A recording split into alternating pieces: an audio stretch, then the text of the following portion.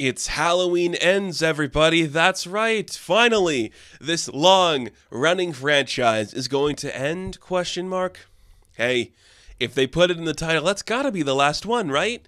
Of course.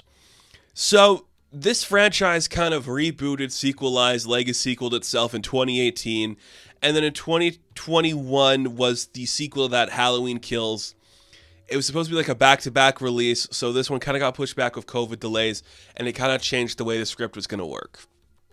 I'm not caught up on everything in the Halloween universe. I kind of went to this movie strictly because I heard people saying it's a divisive film. And when you say divisive to me in today's climate, I'm like, oh, that means it tries something that standard audiences aren't excited about or interested in. So I went to see this the other night, and I walked away thinking, well, that was interesting. And I don't really have, like, anything bad to say about this film. I don't have anything good to say about it either.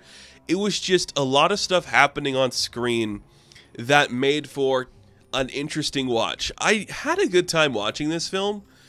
I don't think this movie needed to be a Halloween movie, if that makes sense. Like, I admire, like, taking this type of story in this type of audience for a Halloween film, you know, where it's like, this is the kind of like, I'm going to like take the mantle of this thing because this world has broken me. There's a lot of like victimizing, victim blaming, victim shaming in this film where it's like somebody is thought to have done something wrong and the world is yelling at them for like their own problems. And I'm like, that is an interesting premise to take on, especially with Laurie, who is a character that essentially is responsible for all of the shit that's happened in this world. And I'm like, oh, okay. I know what you're going for. It's almost presented in a good way with that. And I think the lead character really personifies that. It is such a weirdly paced film too, where it's like it wants to tell you like one type of story while then focusing on a different one. If anything, this feels the most like 2000s movie of the Halloween franchise, where it doesn't feel like this should come out this year, but it did. And it's very strange that way. Like the lead actors have so much just like 2000s energy, and I don't think that works for today's audience. And that might be the thing that draws people away. It also has this like weird Nikolai Winding Refn vibe where it's like, for some reason, you're watching certain moments, I'm like, this is just like Drive. And I'm like, what the fuck is this like Drive? Why is this film doing these things? Trying to make this character this like compelling, dark, mysterious lead. And it's a very strange idea. So some of that, it does not work at all. Some of that, it just falls flat. It doesn't have anything interesting to say. And then there's other parts where I'm like, oh no, this is actually kind of a fun idea to play for your finale to this franchise, where it could be like, this community has been tormented by this thing, and then this other person was also tormented by this community and became the thing that this community rebelled against. And I'm like, that is fun, where it's suddenly not like the community is suddenly the bad guy. That's kind of cool. That's like an idea to play with, but it didn't execute itself perfectly. So you have a couple of just like leads, I guess, in Corey and Allison, and they're like this young couple who are so built on tragedy and trauma that they find each other and the world doesn't go for them. They try to lean into certain aspects of the romance. First off, they fall in love really quick, which I don't like, and then you think for a minute there's going to be like a shift where either one of them will turn to the side of darkness, the other one will turn to the side of light, but they're just kind of both in a gray area until the script needs them to stick to their true paths. And that feels inauthentic and unearned, and that kind of sucks.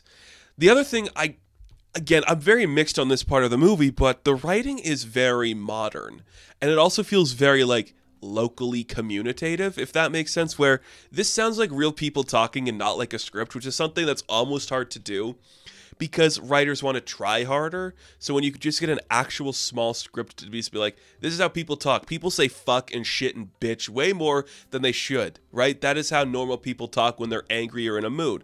And that is what is happening in here. So I was kind of like impressed with that, but it's also like, man, I kind of wish the writing was better, if that makes sense. And the directing, fine. Cinematography, fine. Action was whatever.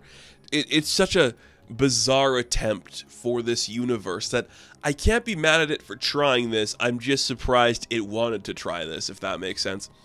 It could have taken the easy way out, and the fact that it didn't, and it said, I'm going to do something different is compelling enough in itself, but did I really like it, or was I just in a good mood when I saw it? I had a couple of drinks. I was just watching something fun.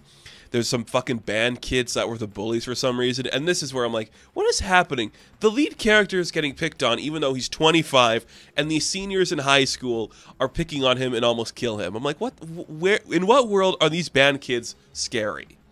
They're all weak looking, and they have various accents from different parts of America, and that was weird.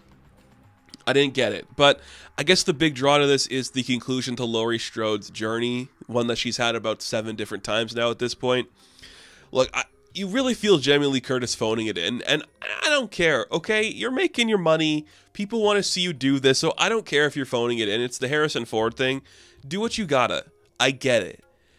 You really didn't act in this. You just kind of said things the way Jamie Lee Curtis would. Instead of making it an actual character, they built the character around her, which is fine.